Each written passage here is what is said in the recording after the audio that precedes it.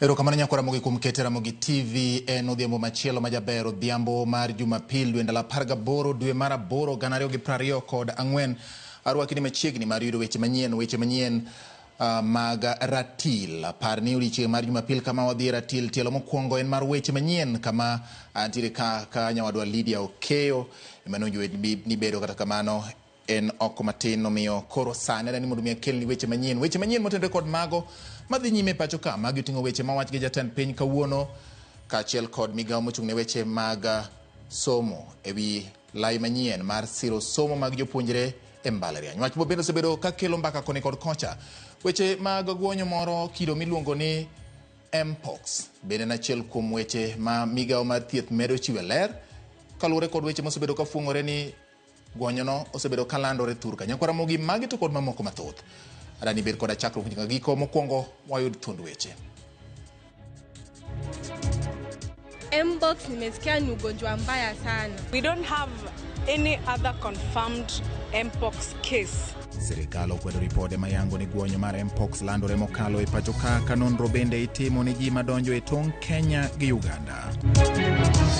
We need a funding model that is not focused on the university but focused on the student. We have reoriented the processes under the funding model to make it more responsive to stakeholder concerns. Serikal wacho ni chenro manyien mar siro somo mbalariany ni kare ka moko kuom jonyuol gi jopuonjre to ywak ni oketgi e kidienje ma ok owinjore. King'iyo sani dweche adekgo wasebedo gi thoe mohinga 10. 10 ok en namba, 10 en ngima mag dhano mag jolupo ma bende ji odepend kuomgi. Jo sekta mar lupo nigi luoro ewi medruok mag masiche ma juko jolupo e wedhe ma Homa Bay.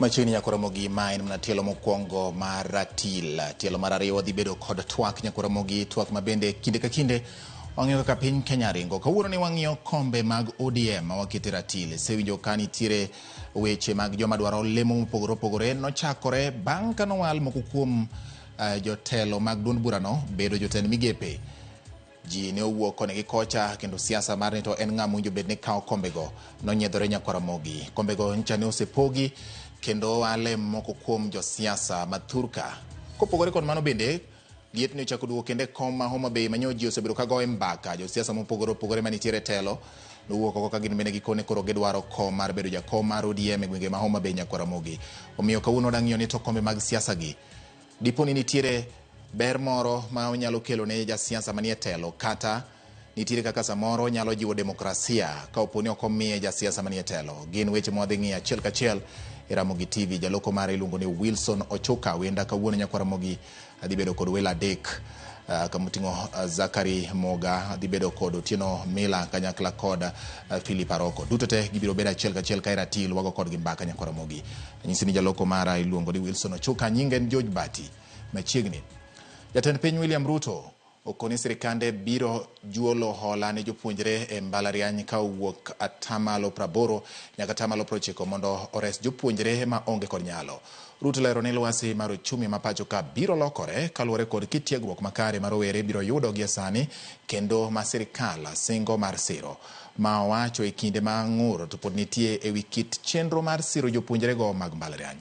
Ruto manoloso e kinde sidho simbo mag jopuonjre ma otieko tiegruok e mbalariany ma Baraton jatend piny bende ochiwo singo mar $65 mar gero kar tiegruok ne lakteche kod nurses e mbalariany no ma Baraton.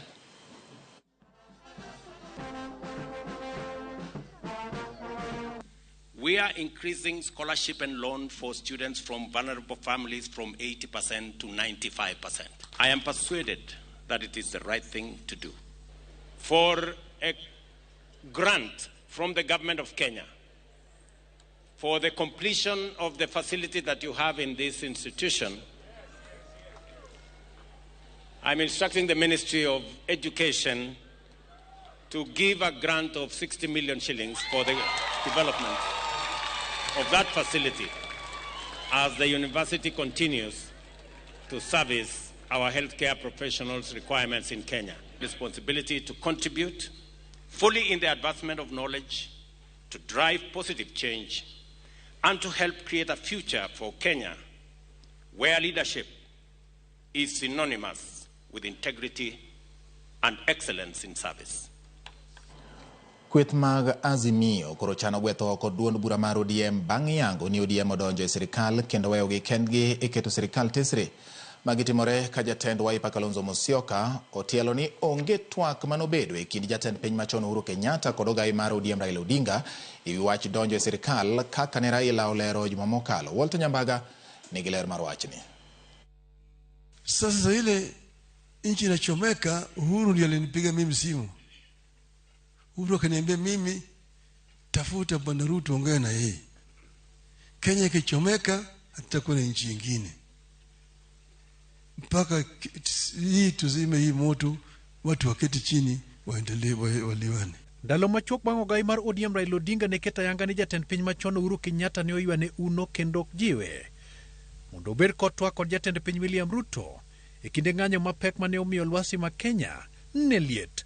Raila koro nyalo dong' kod tong' gwene wang'e bang' ka moko kuom jotend Azimio moting'o Kalonzo Musyoka kod Jeremiah Kioni koni wechego gin miriambo mag siasa kendo onge twak makamano mane owuok kuom Uhuru Kenyatta. Mtu akipatikana na shida yake ataweza sema hata mimi niliongea na Uhuru jana. Kwa hivyo I don't think that's a way to go. It is very clear and you are dealing with very responsible leaders who are determined to get rid of a culture of lies in politics. My party leader Uhuru Muigai Kenyatta, his mind is also clear. Aliambia watu wa dunia hii hasa hapa Mount Kenya, musiungane, musiende kwa UDA, kuna shida. Sasa hawezi kuwa yeye ndio anaambia mtu mwingine asiende waungane naye kwa serikali. You just need to add 1 + 1. There's no way he would be those double speaks are not good for leadership. Riwruogno sani wacho ni duond bura mar ODM sani bano pinde ni mar goyo oriti ne riwruok mar Azimio kaluwore ni ODM ne oyiero riwore kod sirikal. There's a real big trust deficit in this country. The choice is between kuokoa Zakayo na timu yake ama kuokoa Kenya. Because now, even if they were trying to hide it, they have come out. We have seen them make very bold statements. Some are saying, oh, Ruto is not that bad now that he has given us a very good position in his government. And they are saying they are not going to fight this government because they are now part of this government. Ikweta Simio Kotele kod Kalonzo Musyoka, Kalose County ma Kiambu, okonigi biro dong motegno kendo keto sirikal tesre, kendo ka ng'ato paro ni gidong manumu to biro bedo kod buok kod teko mar kwedo sirikal masane gidwa chwako pachoka. Na mimi nataka tu niseme msiogope, kaeni ngumu. Munaona sasa sisi tumeamua kwamba tutakuwa wapinzani wa dhati bila kusita, kwa sababu nchi yenyewe inatarajia kwamba we stand strong. Mageti mureka jalupo gai mar ODM ma en Governor Simba Arati kanyakla kod nyawadgi ma Mombasa Abdul Swamad Sharif okoni duond bura mar ODM okodonje sirikal kata matin kendo tije mar keto sirikal tesre saniko kadwa metni. I can assure you as the deputy party leader of ODM, ODM is not in a coalition with the government of Kenya. ODM has only come out to say ya kwa nyumba inachomeka, munahitaji firemen wetu, endeleeni chukua firemen kwa sababu nyumba ikichomeka tunachomeka sote. ODM okoniji mane odonje sirikal mar reso sirikanda William Ruto okofulo ni ODM nie winjruok kod sirikal mar Kenya Kwanza. Ile kitu tumefanya, tumepewa askari kidogo walinde amani, warudishe uchumi vizuri. na sisi kando na Mbadi, kando na Obaranya, kando na Opio na Joe kuingia katika serikali ile kusaidia Mheshimiwa William Ruto. Sisi kama ODM tumesimama kama chama cha ODM. Walter Nyambaga, Ramogi TV. Kawasure ni Hamilton Orata emasani dibedo kaka jakoma ko jolo mar duond bura mar ODM e county ma Homa Bay.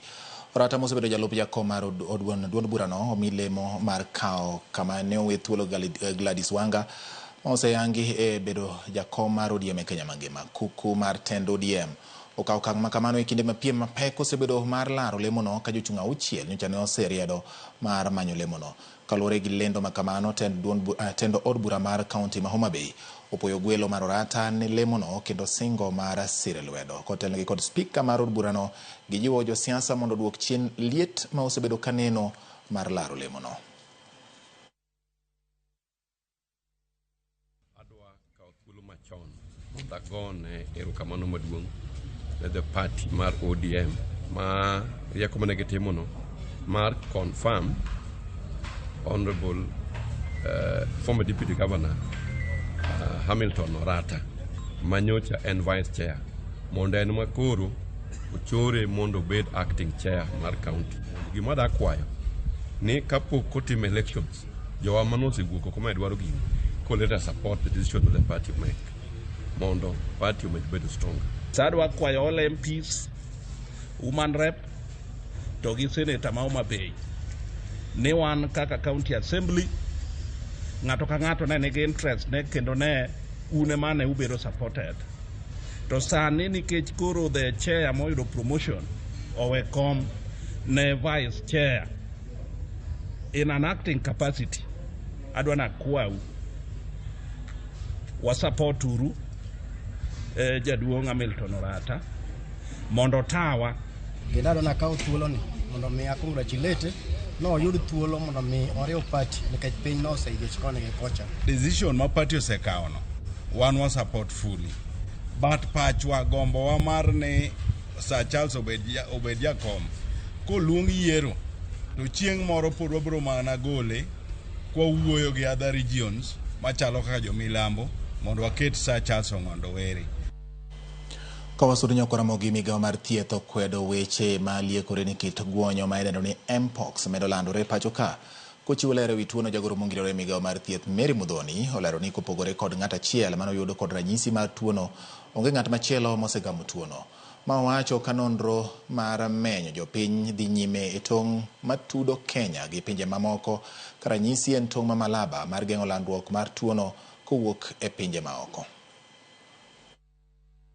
E kinde ma weche osebedo ka wuok ewi muoch mar kit guonyo moro magalagala ma iluongo ni mpox, migawo mar thieth koro wuok oko ka kwedo ripode ni nitie ji mamoko ma osegamo tuono e pacho ka.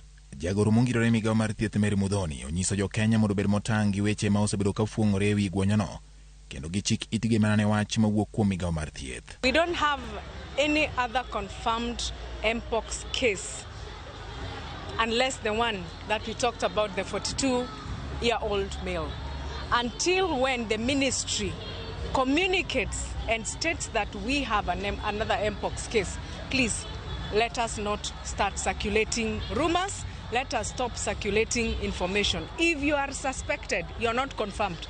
You could be having chickenpox or any other disease, but not mpox. Mudhoni lero ni podi dhi med tim pim e tong' ma oganda donjogo e pacho ka mar menyo kaponi nitie ng'ata mani kod ranyisi mar tuono kendo medo chiwo puonj ewi kaka oganda nyalo ritore ewi guonyono. It is important to note that screening is mandatory at those border points so that we avoid an influx of people who already have probably signs and symptoms of the disease coming into the country unnoticed.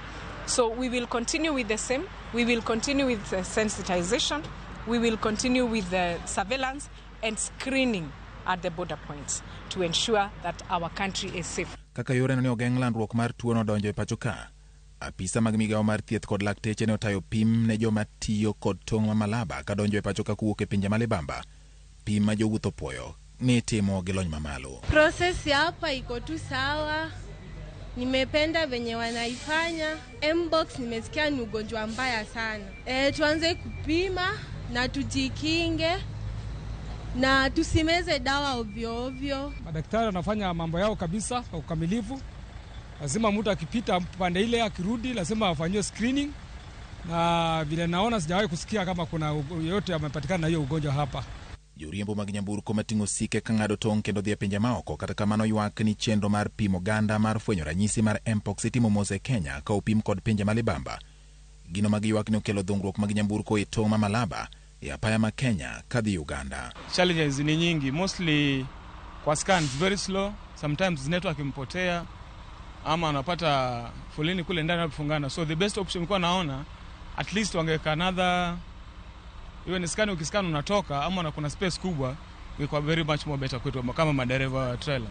So unapata mtu like kama sisi tulianza pa ni jana the whole day tumepiga the whole night, inabidi ulale asubuhi yamukie because of the Kenyan side is very slow. Ka sirikal kokalo migawo mar thieth medo jiwo kenge mag geng'o kit guonyo ma idendo ni mpox donjo kendo landore pacho ka, oganda okwa mondo bed akicha ka giritore kendo gibed ka gichiko itgi ne ler ma ichiwo kod migawo mar thieth e wi tuono. Erokamano nyakora mogi kumedo ketera mogi TV dakika 13 bang' sa achiel mar midhiambo. Weche manyien mag ratil achiel kachiel era mogi TV Jumapil mar audichieng' mar 18 dwe mar 8 2024 nyakora mogi ne yawa masa moro se lidha kae gi yote. Aneno ka Ken kantiere Migori wacho ni moso nyar mare achiel kende, nitiere Manyachachi wacho ni omora ahinya kod weche manyien mag ratil odhiambo ma kawuono kendo kaka wamedo kelo gi achiel kachiel more. Dr. Wude Nyasaga ore degmo mano okotho koyo wacho ni omora ahinya en bende kod weche manyien. Wacho ni amor nyocha ne warwako bandera mar CS Intellectual Opiyo Wandayi Ugunja koro wamora ahinya. Kara Kalonzo Gilange dwaro nade? Ere kaka Raila nyalo wacho miriambo e lela? Kalonzo mondo mi succeed 2027 nyaka bed mos e tiend Raila Odinga. Mano Fred Osuru ema wuoyo kamano. Okay. Ramogineno malera ahinya kina mor gi weche manyien ma Griffins kawuok Marindi. Erokamano Griffins mar Marindi. Musa Oure bende wacho ni akwayo Kalonzo mondo mi oti gi sirikal owere gi weche mang'eny, weche ma onge gi tiendgi. Kasto Lawi Wododore mantiere Rinya wacho ni neno mogi makare ahinya omor gi weche manyien. Kendo Athagina nyakwara Rua mar Kisumu Tiengre weche manyien ler kendo choponwa makare ahinya gwenge mag Tiengre koni Ramogi TV omako mafwanda kendo lengo do thi. Erokamano. Emmanuel Obanda Msani kawuok Ombwede Ligega Ramogi ler mosduor Obanda fundi Evans Obanda kachiel kod Oscar mama ne Jennifer Oko wacho ni erokamano nyakwara mogi. Kasto noka makamu mano Wuda Sere Ugunja wacho ni en bende omora ahinya gi weche manyien kendo wacho ni bandera nyodonjo ni thuru Ugunja ka kendo nyowarwako gi sironyo koro miyo 100% kilometer square per kilogram serikal. Okay, mano kaka makamu loso nyakwara mogi yena mondo miaka yuyo gi kanyo kadugo podan gi weche mamoko manyien e weche manyien mag ratil kikidi mabor.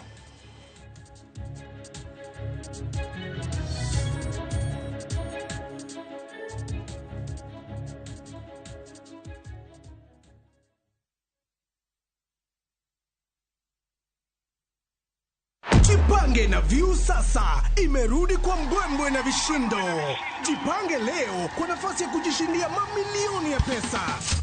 Jipange ushinde na View sasa.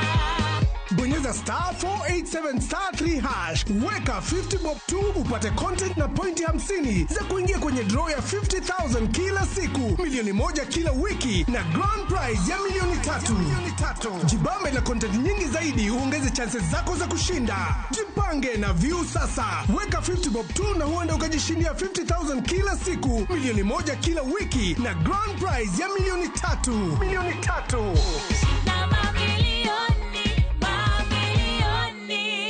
Sheria na masharti kutumika. Imeidhinishwa na BCLB namba 0000130.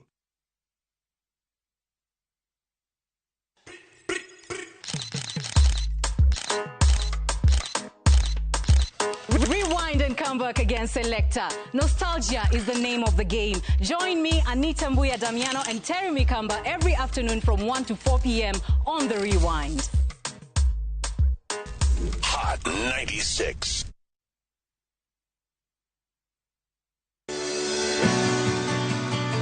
Donje chuny pur kama kodhi ka kodhi nyiso sigande. Kendo keyo ka keyo en nyasi. Eka achiel kao mananas 14,000 nyaka 18,000. Tiyo matek kelo nyak maber. Winj sigand jopur mokadho e yamo kod apaka maduong'. To girwako lokruok manyien kod nyago ngima maber ne jopur. Farmyard manyiwa gi compost is the best. It berne nango oduoko lo kaka lo ne chalo chon. Bi kodwa sama wakedo gi pek ma waromo godo kendo yudo gweth ma kit ngima maber. Sama wachako tich mar lowo nyaka bed gi kwer. Kae tabedo gi beti, kae tabedo go pao. Kaluowa kae dhano owuok oko ne pur. Pur gi ohala. Tich adek ka tich adek, saa 1:45 otieno.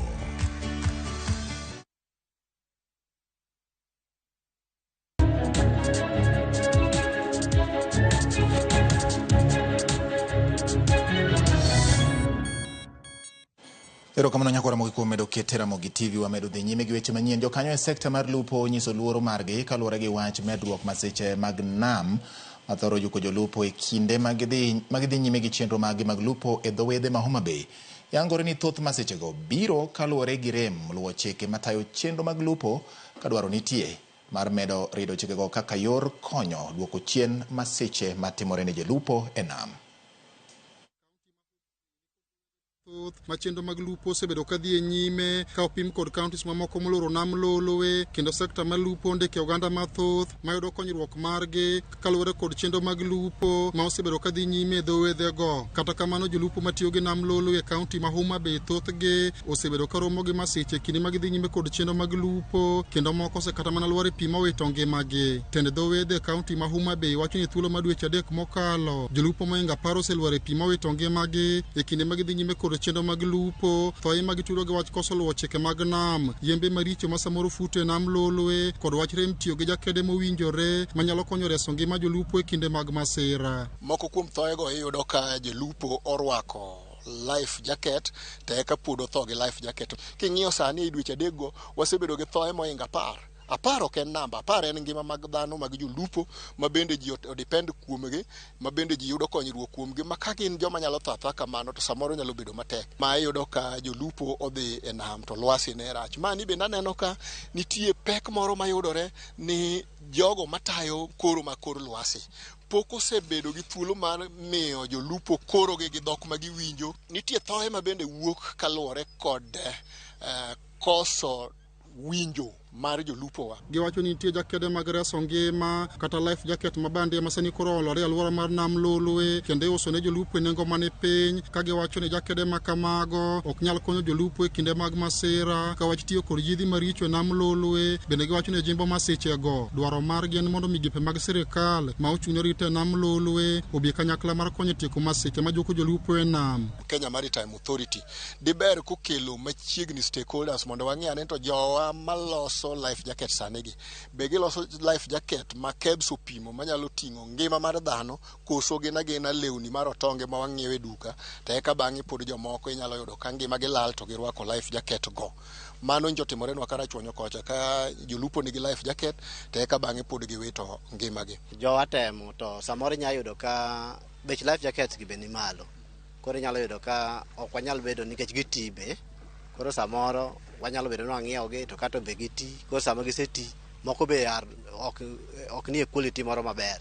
Iyudo ka samoro inyalo dwako life jacket kiparo ni nyalo konyi to kare en ma fake, koro pogo ma fake gi maber gi kendo nya chak tamo wang'o. Kamago kuom jolupo matiyo gi nam lolwe to dwani mondo sirikal okaw ondamo mar kum ne jowetegi mosebedo ka ketho chike ma oketi matayo chenro mag lupo e nam lolwe. Wasebedo gi puonj bende karoka ni ng'ama dhi e nam ok en ng'ama onego bed ni samoro en ng'ama wuok kobilo gimo odhi kobilo gimo matin mibilogi, koro odhi kodhi e nam kanyo to gino nyalo miyo tim gimoro amora ma wiyi otimo ma wiyi omiyo. Kendo dwaro ni mondo mi ji orwak life jacket kiwuok idhi e nam tiyudo ni jomoko orwake gi ka to kowuok odhi e nam to kane ni owinjo liet saidi moko nyatimo ng'o moko nyarwake. Migawo mar lupo e kaunti ma Homa Bay wacho ni gitiyo kanyakla kod migepe mopogore mag piny owacho e neno ni chike ma oketi matayo chenro mag lupo jolupo luwe kinde mag nie nam. The kind of material that is used, the design of the life jacket,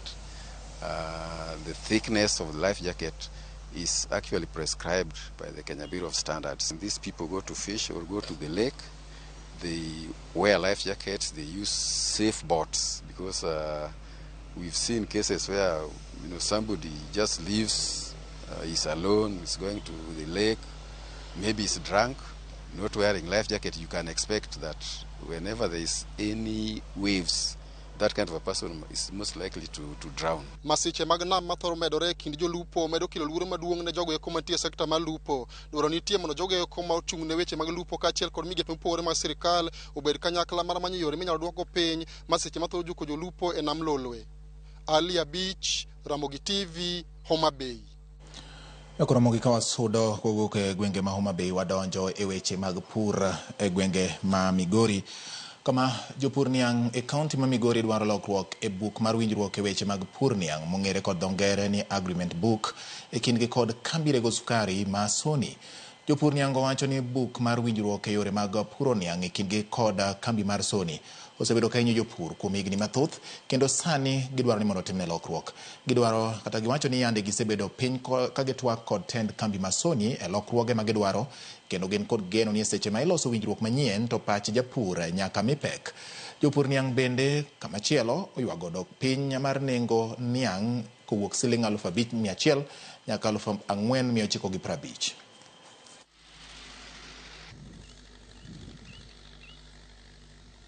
Agreement book ma japur sign e kinde kod kambi watimo ne amendment ndruok mane nitie agreement book mokadho. Namba 1 en ni kambi mane loso chike mag pur to gi usisa japur ok ng'e ni to gik moketi agreement book gin mage. Namba 2 iyudo ni kata chandruok kowuok to japur ok ong'e ni gimo sign ni mokete lwetene dhi tweye nade kata dhi inye nang'o. Mae momiyo wakawo thuolo kaka jomochung' ne jopur mwaloso gi kambi mwawacho ni agreement book machon nitiere kaka norach. Achiel kuomgi ni noketo japur tight ni kata ka tiang' tuo e puodho kanyo to onge gi alternative. Omiyo mano watieko e buk manyien ni wabiro bedo piny gi kambi kendo winjore ka kambi ok nyal beto niang' ne sama winjore to gibiro winjore gi kambi machielo ma giwinjorego to niang' japur igole puodho to gi japur kawo pesane kambi be kawo pesane. Walipeleka mio kwa factory na cost of production ambayo iko high, ikikuja chini watapotea sana. Kwa hivyo tunaomba director Bwana Jude aite meeting mara moja tena. Mambo ya sukari kutoka nje, sisi tumegundua sukari nilitembea kwa factories iko mingi, tuko na sukari ya kutosha. Kwa nini sukari bado natoka nje ambao naleta bei narudisha chini? Erokamano nyakoromogi kuom medo keto Ramogi TV. Odani wakaw ywe moro machielo nikech bang'e no to wan gi twak nanyisi ni an ka kod wenda e ratil nyakoromogi kendo wadhi bedo kodgi kwago mbaka kendo waketo duond buche siasa e ratil. Felix Ogola wacho ni winjo Ramogi makare ahinya ka nitiere Suna Migori arito mana ratil mos. Erokamano nyawudala. Wino Limumba wacho ni akwero Kalonzo obed mos nikech nyithindo nyocha tho maliche kinde maandamano ma Raila osekwe piny to en koro beda mos winj wach kaka piny eriembo kaka piny winjo bed ni tayo. Dano diro kantire mi nyanya skul acho ni okay wacho weche kama thoth ahinya keni Chebukati wacho ni Chebukati okay paro ni moko nitiere ma bro timo ne ginonro ahinya nyakwa Ramogi kendo kasto kawuok Kisumu Ramogi ler kendo wacho ni omoso Nicole kawuok Kawangware. Erokamano ahinya. Neno ka joka Evangelistic Miracle Church kanisa gi Bishop Gordon Odongo bende neno Ramogi TV yo makare nyogi sidho Archbishop margi Shema Gao nyasi manyo bagi na ki secondary school e gwenge manyakach kendo giwacho ni Ramogi TV ni kod puonj kinde ka kinde moro gi malich matamre kod nono kendo mane wang jowi duto te ma gi neno kinde duto. Kasto Chingo mwa director wacho ni Ramogi nera ahinya wandai kaka minister mar teko kod petroleum nyocha okomedo nengo petrol e dwe mar 8 wamor okay. Ramogi weche nitie mathoth omiyo wawakaw yweyo ni kaduogo to wabiro dhi nyime ka uting'o twak mar Ratil tinende kik idhi mabor.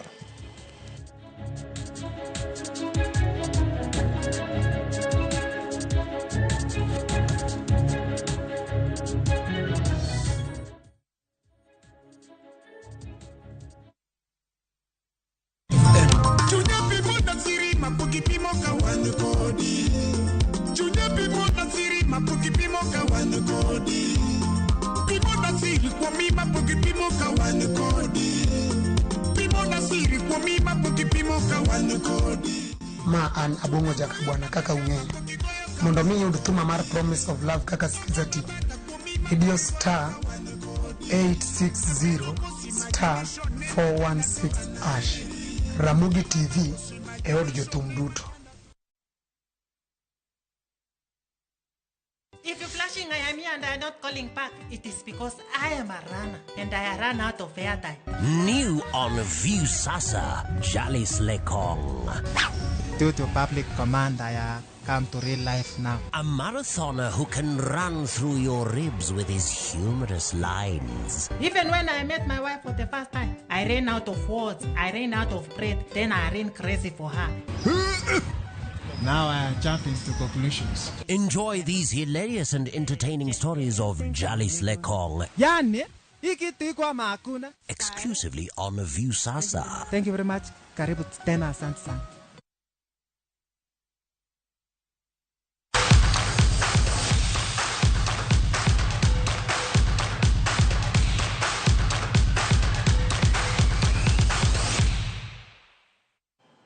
Ramogi koro wadonjo weche mag tuke. Gedo mar tielo mokwongo mar alap mar tuke ma Siaya County koro gik rumo. Bang' gedo no yware kuom thuolo mar higni 5 nyaka ne chake higa mar 2019. Alap mar tuke no igeno yaw mondo chak tich e giko dwe mar 8 ni kendo igeno ne jotuk adhula mag Gor Mahia biro tugo gi jowadgi mag Yanga Stars mowuok e piny libamba ma Tanzania chieng' ma ibiro yawe ayanga kaka jafwambo marwa e kaunti ma Siaya George Amolo miwaler.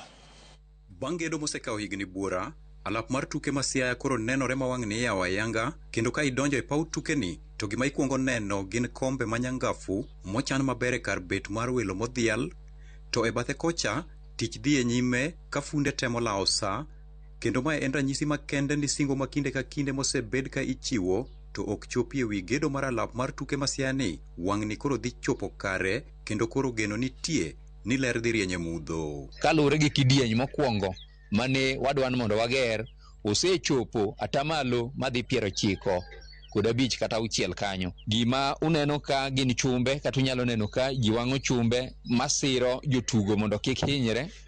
Mano wang'e ni ka chopo tich 5 to biro yudo ka gisetieko. Alap mar tuke ni mabiro ting'o johera mag tuke ji ma ok tin ne 20,000 ne olor higni 5 mokalo to kata kamano gedo mare ne odwa yware nikech nok mar omenda, muoch mar midhusi mar korona to kod lokruok e nengo mag gige gedo. Kata kamano sani thoth gik moko e tielo mokwongo mar gedo ni osetieki kendo moko kuom gigo ma pod odong' gin kaachiel gi pedho kar ng'wech, tieko pidho lum to kod chuogo teyni madongo e kind mamoko. Koro yapo mare to nyalo bedo e kind giko dwe mar 8 kadhi mbele. To mano bende luwre gi lum ma wapidho kani nikeche kata bed nu asetieko gedo to gima duong' kuom pap en lum ma ituge. Ng'at manyomi orak mar lose koro dwarore ni mondo koro obiro mondo mi ochak timo omedie manyiwa ma miyo tiende lum dongo piyo, omiye gimoro wige 2-3 to kalure gi koth ma be Nyasaye ogwedhowago wageno ni lumni biro bedo moikore mar tugo. Kar ng'wech owacho kata kamano ni ok bi kawo thuolo malach kapok opedhi ni mar gik ma onego ketie oseng'iew kendo gimodong' en mana kelo gi sa asaya kowuok sani. Ka nying mar paw tuke ni bende ofulo ni ne osemany kendo sani lalruok dhi e nyime kendo machiegni en bende ibiro gure ayanga. Dogure eno ka kuro osegoye ol simiti kanyo ma kuro osebedo motegno mani luongo ni base mare. Koro wi base no nitie gimiluongo ni tatan.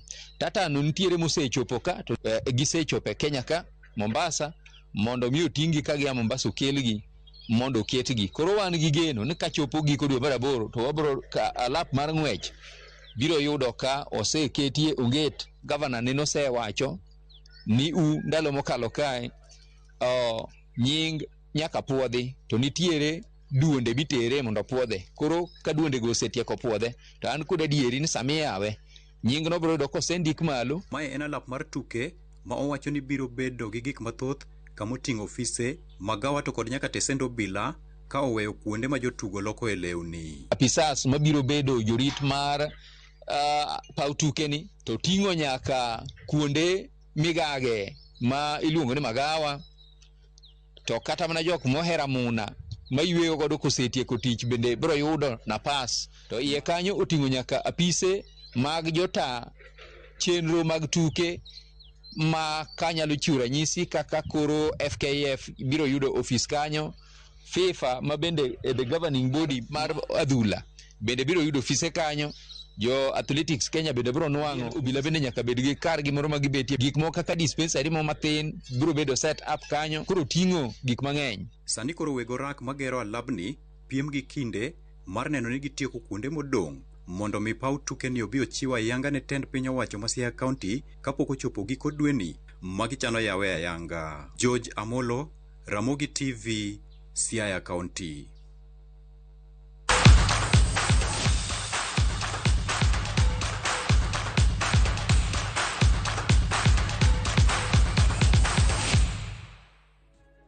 Ramogi, erokamano kuom keto Ramogi TV giko mar weche manyien mag ratil ka duo kar kae to koro twak mar achiel kachiel wenda osedonjo e studio ka giduto kendo wabrogo kodgi mbaka ewi weche mag kombe kata telo mar duond bura mar ODM ahinya e kor gwenge koro sani liet ni ka kod kacha kalore kod menyo lemo mopogore opogore. Wilson Ochuko bedo jaloko mara kuom thuolo duto te ka waduogo to mana twak mar ratil.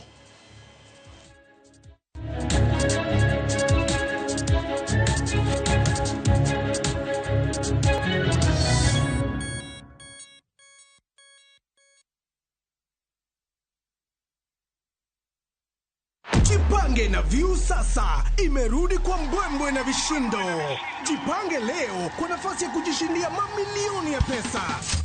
Jipange ushinde na View sasa. Bonyeza *487*3# weka 50 bob tu upate content na pointi 50 za kuingia kwenye draw ya 50,000 kila siku, milioni 1 kila wiki na grand prize ya milioni 3. Jibambe na content nyingi zaidi uongeze chances zako za kushinda. Jipange na View sasa. Weka 50 bob tu na huenda ukajishindia 50,000 kila siku, milioni 1 kila wiki na grand prize ya milioni 3.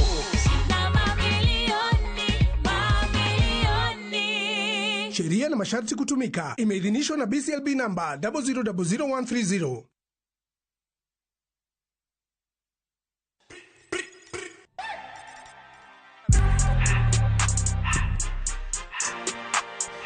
Hey, Wagwan, what's happening? It's your girl Aziza Hashim, aka the Media Messiah. And we're back on radio. Na tumekuja kwa ubaya, tumekuja na maform deadly. We are breaking out of the norm. I hope you're ready every Monday to Friday on Hot 96. It's hot when I'm on your radio. Everything litty, I love when it's hot. Turn to the city, I broke Hot 96. Bende isebedo gi siso mar ng'eyo gigo matimore e alworani. Sama gari ofundo ji mang'eny koyudo hinyruok to kata insurance temo hepo. Obed chenro mag sirkal, obed masira mayudo ji kar tich. Safety mari, ni kanyo. Nonro mamulo ratichi. Somo kende oken kamoro mibro wach ni ng'at mosomo ni dongere wacho ni ng'ani this succeed in life.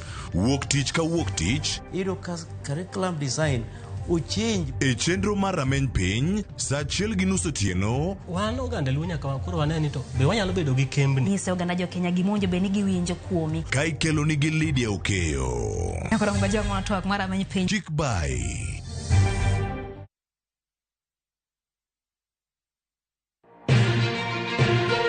Kowuok e chuny boma ma Nairobi. machiegni gi Naromoro. Kokale gode koda ore kendo mol e gwenge duto ma pacho ka. Okinyi kokinyi wayango ni kaka piny oru. Ma en rupe. Kama wami nonro to kod chal mar fwambo. Wa encourage conversation. Wamenyo ni weche mamako ngimani. Job restructuring kata state restructuring ok promise ni kiwitu tich ka tidiro tich ka. Kendo in gi duola e mbaka oromo. Watudre gi reporter marwa ka en Homa Bay, Mombasa, Kisumu, Migori, Kisii. Wabedo gi twak kachiel koda ka jolony weche mopogore opogore. No wamiyo parliament a lot of authority. To authority no gitiyogo mana mondo okonygi. Tudri gi Joyce Oduor, Sharon Ong'ao kod Cleophas Oluoch e chenro mar Rupiny kod Mbaka Oromo. Wuok tich nyaka tich abich chakre sa 12 okinyi nyaka sa 5 onyango e Ramogi TV.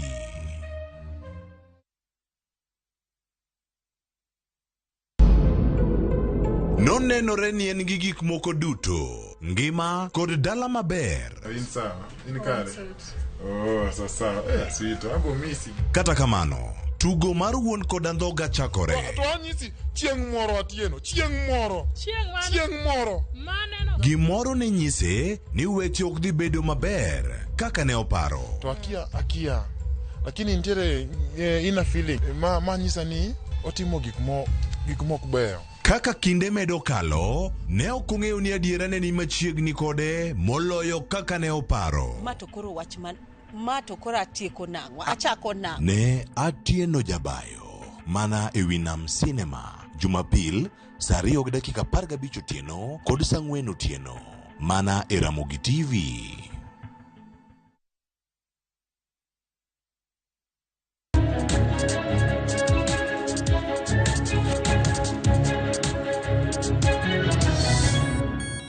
Erokamano nyako Ramogi, twak mar ratila, achiel kachiel Ramogi TV, kaka pile Jumapil ka Jumapil, wabiro ka nyako Ramogi wago mbaka, wang'iyo ni to piny orie kanye. Odiochieng' ma kawuono kata odhiambo ni, an gi mor ahinya mar bedo kod yawuot Luo, wadwani wago godo mbaka. Wang'iyo duond buche mag siasa thur ka nyako Ramogi, lemo mag telo e duond buche mag siasa migoyo thur ka kachiel kod dwaro gi lek mar duond bura e yore mag jiwo demokrasia ne jokanyo mag duond buche. Odhiambo ni nyako Ramogi yena mondo mi arwak wenda achiel kachiel ka wachako kod Philip Paroko machiegni ahinya e ratil. In wendo kawuono isebiro e ratil ka thuolo mokalo, wabro ng'iyo ni to siasa masani chalo nade, to weche mag demokrasia gi telo e duond buche gi to biro chalo nade, kombe makore laro gi machiegni ahinya ka nyako Ramogi wan kod Otieno Mila mabende en jakanyo mar ODM. Embe wan kod kama chiegni Otieno Mila. Kasto mogika wan kaidi kod iluongo ni Odumo Nyang' Zakari Muga mabende osebedo jakom mar duond bura mar ODM e gwenge ma Kamondo Kasipul kocha machiegni ahinya Zakari. Erokamano. Yes. Wachaka nikech ma en twak ma bende jokanyo uduto te un jokanyo mag duond bura kendo nitiere lek mar duond bura kinde ka kinde ma iyiero jotelo.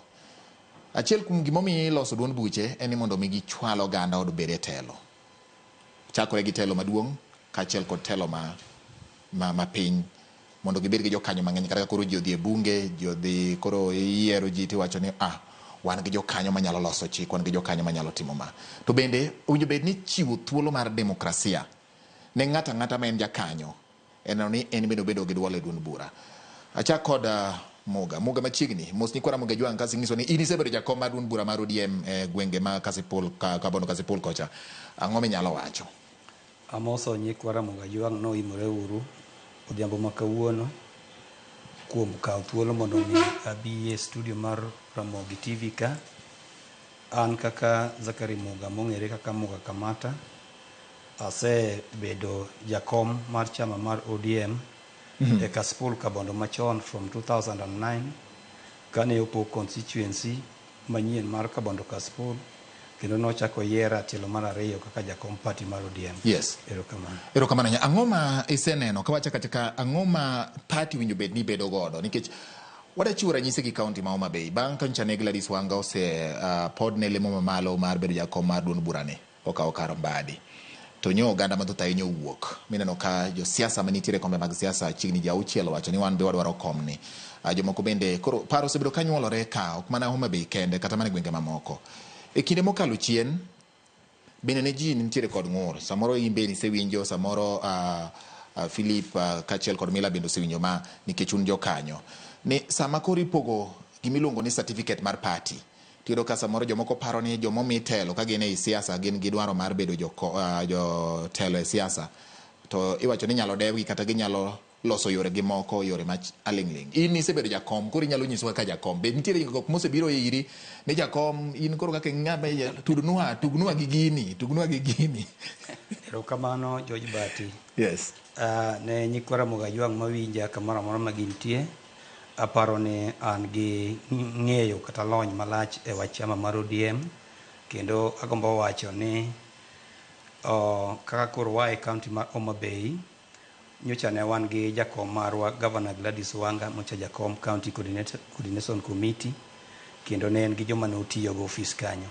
County Coordinating Committee nyocha oting'o ofis mar dhano 20, kendo anyalo bedo mamor ka wacho ni jalup ne nyocha en Dr. Hamilton Orata, kendo jagoro mar chama mar ODM e piny Homa Bay nyocha ne en Sir Charles Ong'ondo Were. To gima duong' kuom chama manyalo wacho nitie migepni 3 madongo manyaka wang'e ni nitiere mainstream manyocha otelne Governor Gladys Wanga kod youth wing ma be notelne gi mane Kevin Ouma Wawao manodhi e chama mar UDA, kendo nyocha okawe gi kijana machielo ka youth leader manyo ae e constituency ma Homa Bay Town. Kato wan gi women wing iluongo ni women league, kanyo bende nyocha otelne gi mama machielo manyocha ae e piny Karachuonyo constituency. Koro daher nyiso nyikwara Mogajwang' ne bedo jakom chama kata mar county kata national level ok en oteku manyalo miyo ng'ato dhi e ngas machielo mar telo ka jopiny ok oyiere lemo modwarono. Kuom ranyisi anyalo wacho ni just concluded general election manyocha otim e Homa Bay County, ne wan gi jogombo mang'eny mane dwaro bedo governor, achiel kuom gi to mention kaka owadwa Honorable John Mbadi Ng'ongo manyocha ne en jakom party mar ODM ma national, ne en gi gombo mondo obed governor e piny Homa Bay, to mano ne ok omiye thuolo mar yudo tiko mar ODM. Koro mano an gi geno ni kata koyieri e lemo moro amora, kata kibedo jakom constituency kata kibedo jakom county, mano koro omi bedo governor. Nitiere mano mana yiero mar kom mar party no. To ka koro en yiero mar constituent kata mar mbunge, to jo party kata jo piny nyalo paro otherwise, kendo ginyalo go kata kura ne ng'at machielo to giweyo jakom party. Alright. Erokamano nya Mila, isebedo imbe e siasa ka. Kendo nitiere chieng' moro naneno posta ni moro ka lek mari ne bedo ja od bura mar Kibra. Iweche mag telo mar duond bura sama ng'ato en jakom to en samoro en kod geno kata lek mar bedo e lemo mar siasa ni. Chalo nade gin gimage magwenyore kata gik ma bedo kare demokrasia ni kanye? Erokamano wuod luo. Telo en gimimanya. To en were to ruoth be nyaka bede. Inya gombe to nitie kama dinore go. An asedwaro telo Kibera kanyo. Taseneno loch mang'eny e piny luo. But gima duong' en niya, chama ma intie ni yie gi weche ne moko mowacho. Kech samoro chama ni dhulumu ji, gise dhulumu ji. Ng'ama nonego donj, koro ok donj, nikech kuku ne. Gani ng'e luo ma kuku. Correct. Kuku samoro. Chunye ma iye. Chunye ma iye. Yes. Jo kuku go kwije. Kuro bedo matek. To kata kotek, to chalo wuodh jo Israel. Odwaro gimiluongo ni kinda. Kapodi yweyo. Yes. Kechionge kinda no. Samoro weg partigo to onge kodi gi wach. Koro ng'ama bedo kodi gi wach? Nitie joma nya bedo gi wach mobede kuku ka. To gibi.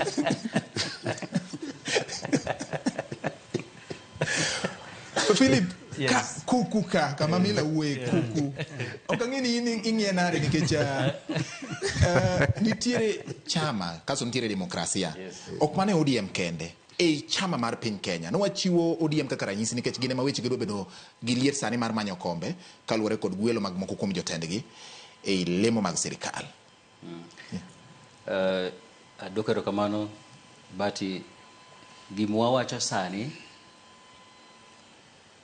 party mar ODM mana kaka jadong Milo osewacho ni nitiere jo party motelo ne party ka jatelo wuok e point 1 odhi e point B itimo replacement mane gima paro ni timore sani to gima timore sani especially ka chiwo example kaka Gioma Bay marwa the party chair within the country notere e angoa a national bedo jatelo a national level koro ntere vacancy koro vacancy ni kawe democracy ok nyal bedo ni ochuno ni nyako bed ja siasa to ntere members mag party ma be nitiere aside gima duong' ni ok ochuno ni nyako bed mana ja siasa ok ochuno ni nyako bed ja siasa inyalo miye ja siasa so long as the delegate mar party at that particular level like koro gima timore sani ng'amo me komar chair e Homa Bay County ok en angoa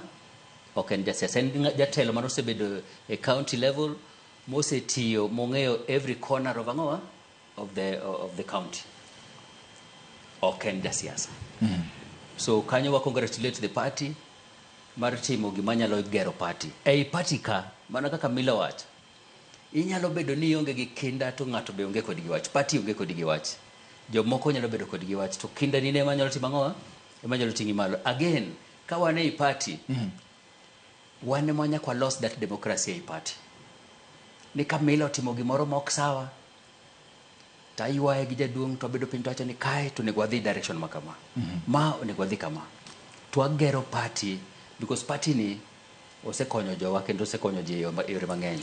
Gimomiyo napenjo jaduong' Muga ka wach mar ni dipo ni nitiere ng'ato noseng'isi ni jakom tim nwa kama en gimiwinjo Kamila wacho no wacho ni ei kuku mar party ginyalo wacho ni to kawago Tarubin to aneno ka Philip cha to en ng'ama nyalo konyowa mbele kacha jopiny oyie kode to wan bende kaka party wayie kode ka wang'iyo Mila jopiny oyie kode to wan to waneno ka wan kode gi wach moro gima chal kamagi magi gin gik matimore ma samoro ng'ato nyalo bedo gi luoro koponi okawo telo to mi ng'ama ja siasa.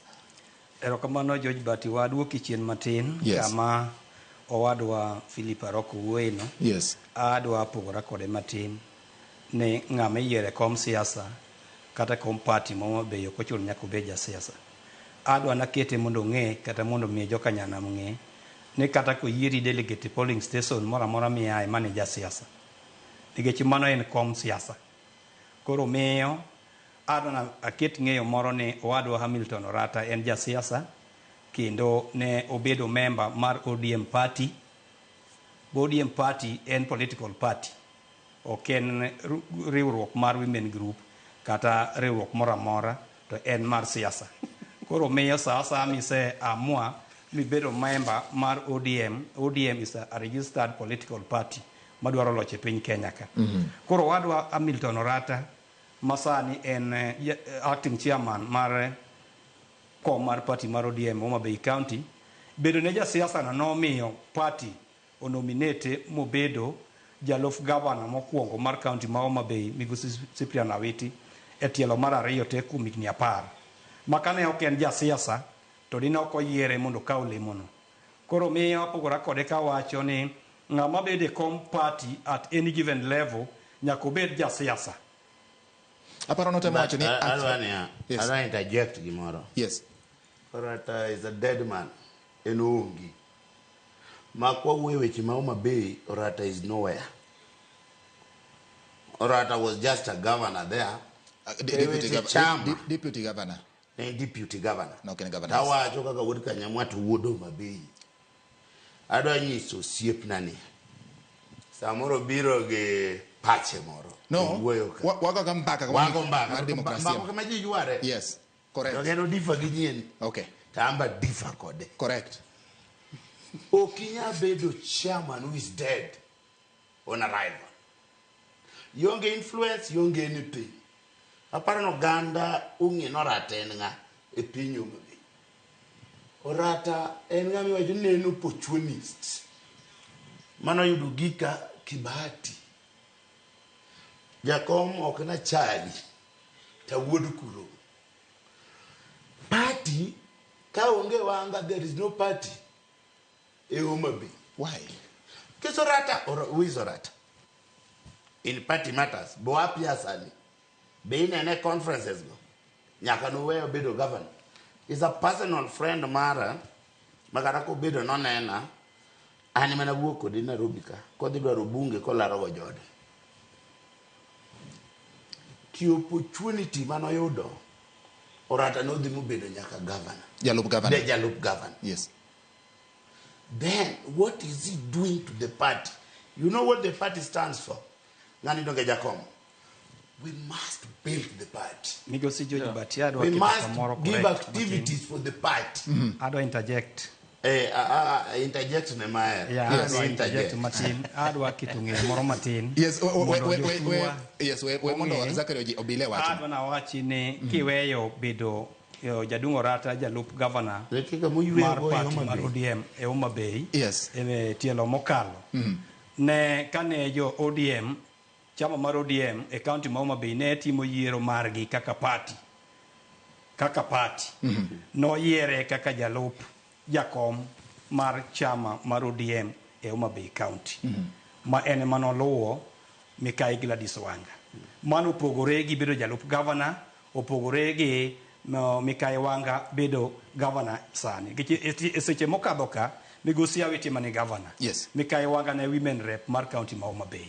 Koro kanye mano na kete ler mondo juthuru ong'e ni sama ne yiero Orata jalup governor tayare no se yiere kaka jalup jakom mar party mar chama mar ODM county ma Homa Bay. To mano that notwithstanding. Yes. Mano okomiyo awachi ni koro romo bedo jakom chama mar ODM. Sani ma koro thuolo odonge nono ne. Yes, Philip Kanya. Gimotimore sani omiye that position on acting capacity. Yes. Matiende ni orito komno ka party pod timo consultation mondo girita ngowa yiero. Yes. Macha en kami yiere ji. Kosariambo. En kare jadunga roko tadwa ni mondi bed mondi ng'e ni sa mimi omiye kanyo mondo act no. Okiwa ne en jalup emomiyo chore mondo act. No se yiere kaka jalup. Chore by mistake no settle. Koro gima wacho bache niya. Yes. Omiye opportunity mondo act ka party pod loso weche mag yiero mondo tim ang'owa mondo adhi e yiero democratically mondo yier jok ma party ofil nini kare through the people. It's jopinye ma yiero ji. Party ni without jopinye it's not a party. Yes. Party ni without jok mago kura ne jok mochunge positions gi okonyal bedo party. Koro the power belongs to the people.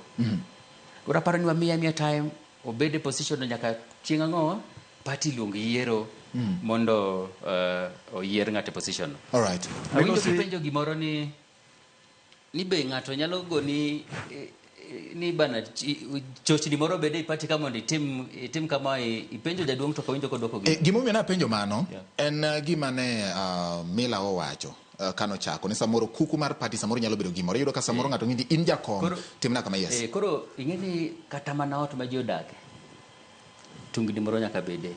Ten tungni makanitie to Mila en osiepna wacho ni achiel ariyo bedo kama tiloso.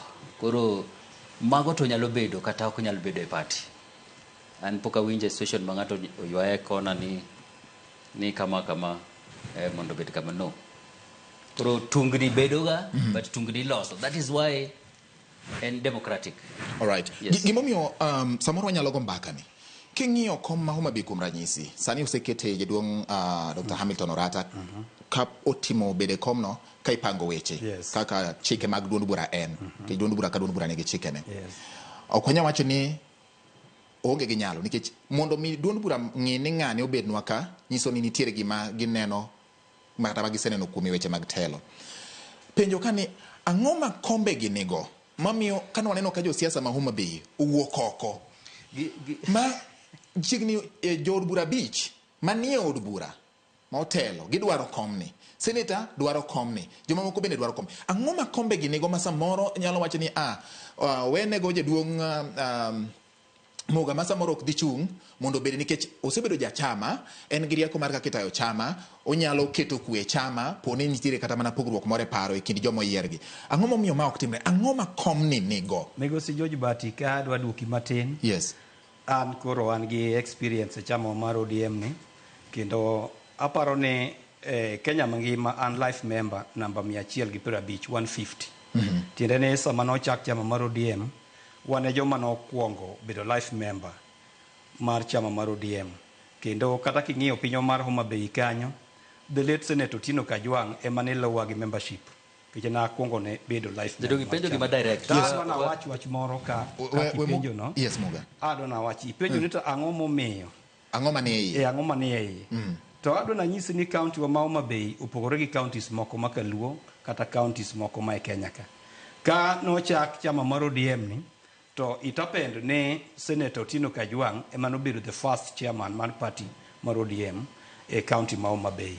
And then thereafter Kanya Sai no mawago. Migosi Arok abira kanyo. Koro Kanya Sai no mawago. Yes. To ne our able Governor Masani ma Homa Bay Gladys Wanga ne oyier mokao kom. To gimomiyo anyisi ni Homa Bay County pogore gi counties mamoko nikech kata king'iyo county ma Migori ma e bathwa kani, ng'ama nyocha ne then jakom mar chama mar ODM nyocha ok en elected member of parliament, en another the late Philip Makabungu. Koro miyo jo Migori nochako on that note, ne giyiero japati moko yier mijumbe kata senator kata women rep. To koro wan maro Homa Bay ni is a little bit unique nikech ing'iyo ne kano chakore to chako ka Senator Tino Kajwang' ema ne jakom, kobiro to Mikael Gladys Wanga man women rep by then masani governor ma Homa Bay emobedo jakom.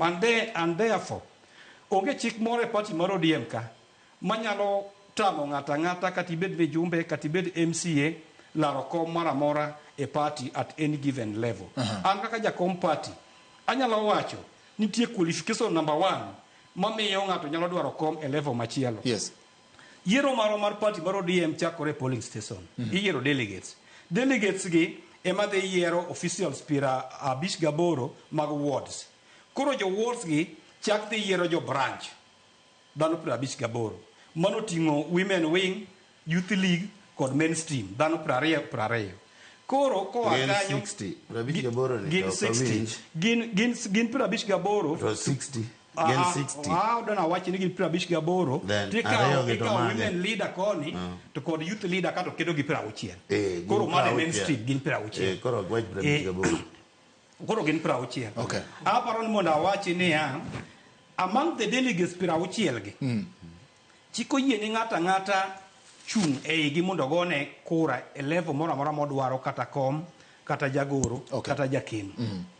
Koro mano gima ng'eyo ne ka ng'ato mijumbe to ken among the delegates to ko qualify mondo mi vie for any seat e county level. Nyaki bed delegate e kigoni kura. Wago mbaka. Ratil chwakore yes. Wago mbaka. Okonya wea lala musi. Ipenjo gimoro to dwaro Aroko winja. Adwa wacho mabe. Ing'eyo kiko wuondre uru ka piny lweny en neno. Gladys Wanga sani en chair ma national. Yes. Jalupne manyocha ni Homa Bay. Automatically ka vacant dong ng'acha donjo. To en ng'ama nyocha ungi. Adonjo Homa Bay wiye mano. Kata ka nyocha kirade migawa moro gi jogi. Mano waonge gi ranyisi no. And kaka nowuok e deputy governor. Gik moko osetimore Nairobi Homa Bay madongo. Deputy party leaders osedhi Homa Bay. Jakom osedhi Homa Bay. All right. Ng'ani onge kama osefiche.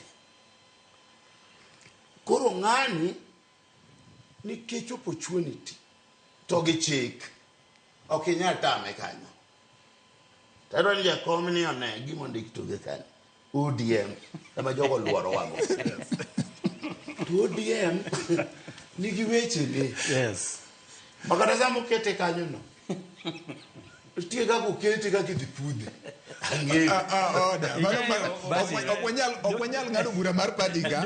Okwanyal nitie wach moro ma Can I say something?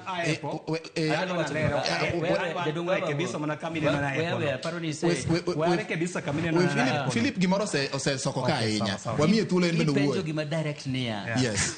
Position ni en gango. Momiyo ji wuok lare. Yes. Dhano mokwongo dhano nigi tama. An mjumbe, an governor, an president or deputy president, tadwaro mondo adhi mbele. Mano namba achiel momiyo ji timo ang'o? Gombo. Ji gombo ma dhano nigo. Mar ariyo, position ni ginyalo bedo ni ng'ato dware mondo bi oti kode mbele gima ni winji penjo cha. Ni kane position ni, what am I able to do with this position? Iwinja? Yes. Mano namba ariyo mar ang'o? Mar dwaro gino. Mondo bi okonyi e ambition mari mambele. Mogik, en ni ng'ato nyalo dwaro gimoro mondo block jok mamoko mondo kik yud gima giparo ni ginyalo kadhego. Iwinjo gino? Gintiere gik mang'eny kabisa. Aparo na duki ma direct kabisa. Alright. Yeah. Ya dwa wacho wach moro matin. Anto an gi divergent opinion kama wadwaro kuweno. Mane momiyo wani ratiro? Aparo ni mondo awachi ni an asebedo chairman for long and ang'eyo what it takes mondo ibed jakom chama, kendo adona wachi ni penjo moro mokwongo kacha ni ineno ka almost wan gi constituencies aboro Homa Bay, almost wajumbe 5 kata 6 dwaro kom party mar ODM Homa Bay. Tadona wachi ni an ase participate e yiero mar kom party at county level kendo at national level. Yes. Nitiere kaka yiero kom party at county level. And yina mondo awachi ni machiegni nyicha neno ka ma jo county ma jo constituency mandhiwa nyicha ne ogolo mijumbe margi men Martino Weno Wood Chief ni moromo bedo jakom party mar ODM e county ma Homa Bay.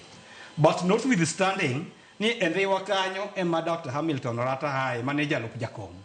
Koro adona wachi ni kom kodong' nono, onge seria moro e chama maro mar ODM ka manyalo mono ng'ata dwaro kom kodong' nono katibed mana delegate at polling station, katibed delegate at ward level kata constituency level. But adwa ni mondo aketu mondo ung'ene ya. Yes. Ng'ama dwaro lemo e county level nyakibed delegate e constituency level.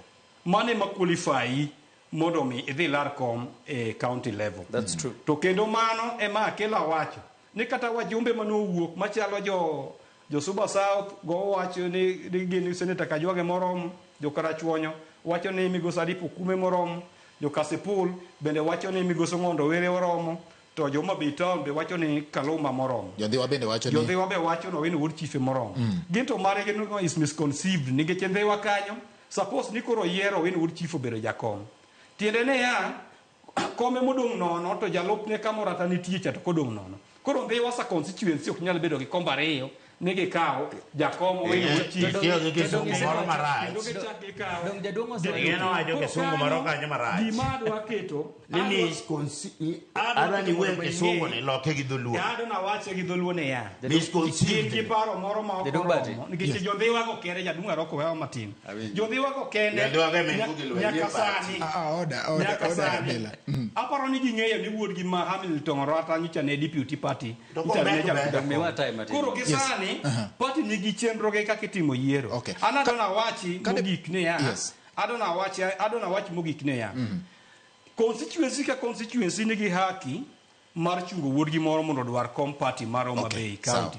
To gima biro mata nikech gini yiero gi Central Management Committee mar ODM biro golo guideline kaka itimogi, gibiro golo kalenda gi tarakimu gi yo midhi tim go gini. Inyalo time kotim filling in mana kuonde ma samoro jomoko nothoe gi samoro ma jomoko weyo, to kata inyalo tim grassroots election awaiting kama oketo adwaro nikech yen wago mbaka. Yes. Wacho ni wane ratil. Koro raketo weni ratil e gik mowacho. Yes. Ndiwa en a constituency. Donge. Yes. Like any other constituency. Achiel kuomgi noket deputy chair ma Homa Bay. Yes.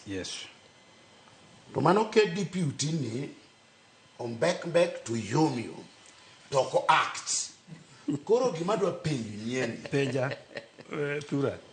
Ang'omiyo after 5 years itimo yiero tiwe mbunge manyocha tiyo katiwe senator manyocha tiyo nikech okotimiza malengo Kiswahili okotimiza malengo to nyeni isis kajo ndio wacho ni eno wino mana to kadwa donjo jatan ka tajandewa emadak. Okay. We are watching. I'm only in Tamare. No, we are not. Koro gimwati. Okay, yes, ami tulo. Kikwa discuss ngata chiel. Wangi duod bura mar party. Adimi tulo. Kungio population mar Ndiwa has a constituency. Yes. I think chairman it has got a lot. And gijo mo registers voters mangeny kabisa. 100,000 plus. Kosari ambo. Ang'eyo mano. Koro population no okinyal linganisha, okinyal pime gi population man gi 70,000, man gi 50, man gi 40, ni mondo pog gini endi, but iyudo ka 100,000 population ma 100,000 plus, leaders nyaka bede ma strong, ma is equivalent, yani equivalent to the teko mar jopiny kokalo ombulu. Iwinjo. Yes, koro mana dwa ni waket mano e pachwa about Ndiwa. Erokamano George Bati to kama adwa ne mondo aket mondo jowetega gi ong'e. Ing'ene an ase participate yiero mar county kiyiero jotelo mag county go. Kendo kanye ma adwa ne mondo alere. Samilero no. Sami yiero jotelo mar county. Yes. E party level ok ni population. Okay. Gima ing'eyo any delegates my various branches ka constituencies ka. Ema they assemble. No gima adwa ni ng'e. Ni an man do buti kani abase participate. It's okay. Aromo se participate. Delegates biro romo regi population money ground. No. Gima dwa ni mondo apenje kendo ka. Kuom ranyisi kane an jalup ja kom mar duond bura kata an jakom mar duond bura ochore lemo machielo. Then ong'ito wachni ng'ama ne jalup nani samoro kuom ranyisi ichore lemo machielo kata ka oponi ok chore lemo machielo inyalo kawo ng'ato to bedo kanyo to lemo no itere kama chielo ma bende nyalo timore party koso en gima ok nyalre. Donga mosa timore Homa Bay. Yod bati mano nyalo timore to nitiere kaka onyalo chiende ground kuno. Gechige ni sama nyocha ne wayiero Homa Bay anan gi ng'eyo malach kaka kombe go no yiergi. Gechige ni Homa Bay wane migi padek.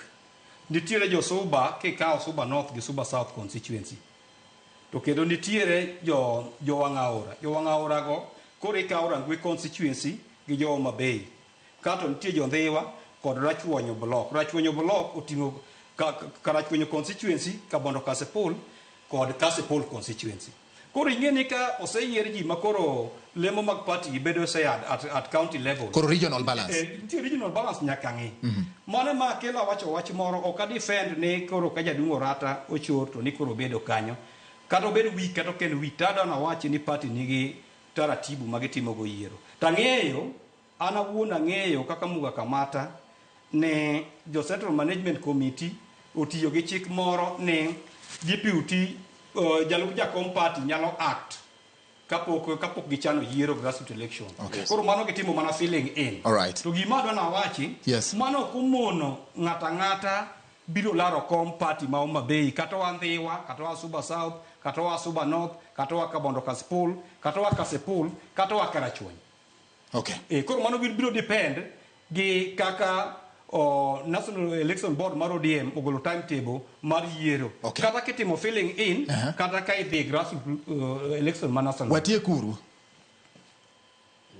Gonya yen tiere shida eche moko miluongo ni cartel.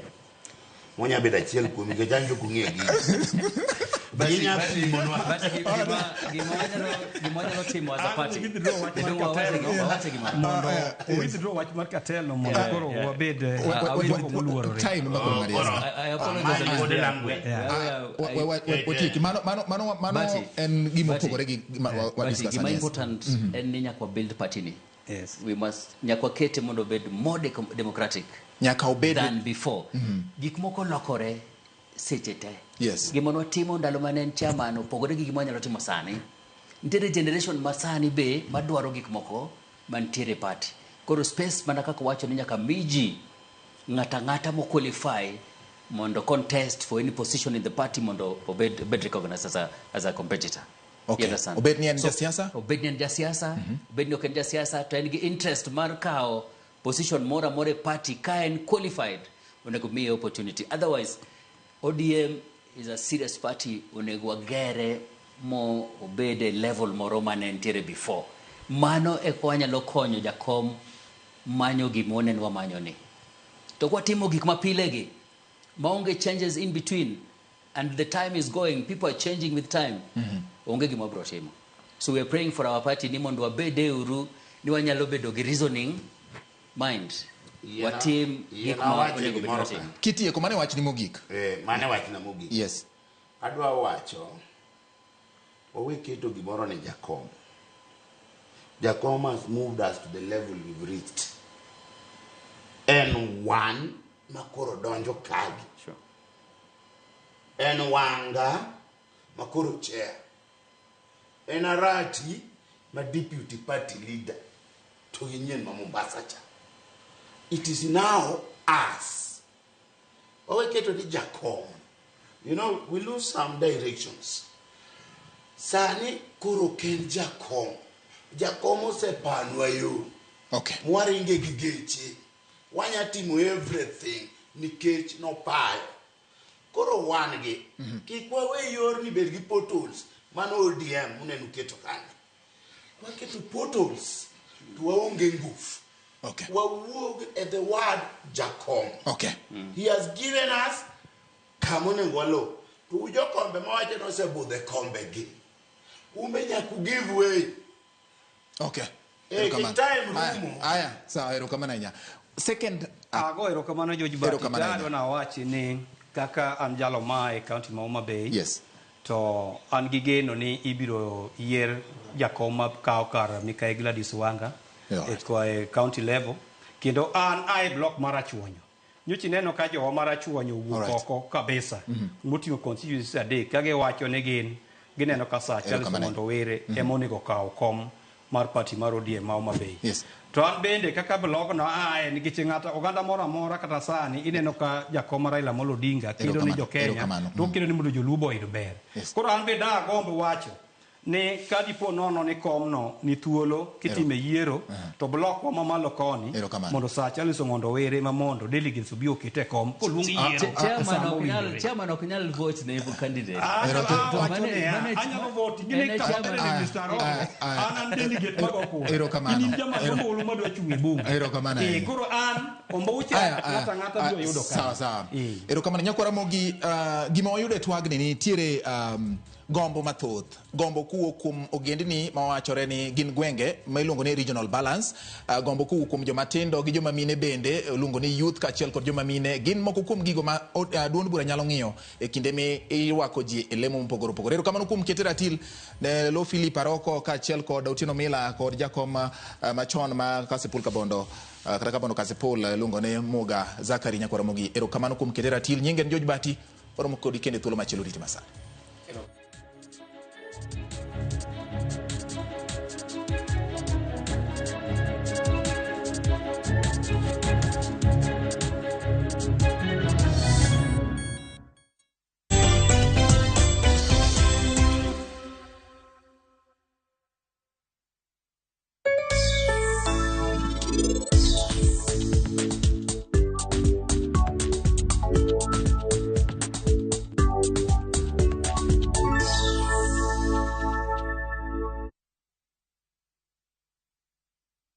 Escape to the beach and enjoy amazing discounts at the luxurious Ocean Beach Resort and Spa Malindi, courtesy of View Travel.